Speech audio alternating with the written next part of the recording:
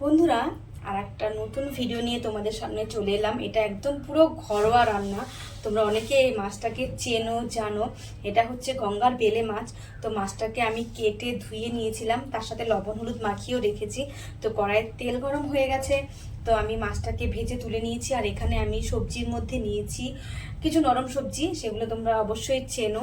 তো এখানে মাছ ভাজা হয়ে গেছে, তারপর আমি ওই তেলের মধ্যে আরও একটু তেল দিয়ে জিরা ফোড়ন দিয়ে আলুগুলোকে আমি হালকা করে ভেজে নিয়েছি। তারপর আমি দিয়েছি হচ্ছে বাটা মশলা, আদা আর লঙ্কা, সঙ্গে লবণ হলুদ আর একটু লঙ্কার গুঁড়ো দিয়ে ভালো মতো আমি একসাথে কষিয়ে নিয়েছি।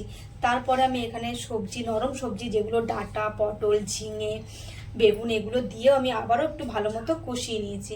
তারপরে জল দিয়েছি। জলটা যেই ফুটে এসছে তখন মাছগুলোকে আমি ওর মধ্যে দিয়ে দিয়েছি।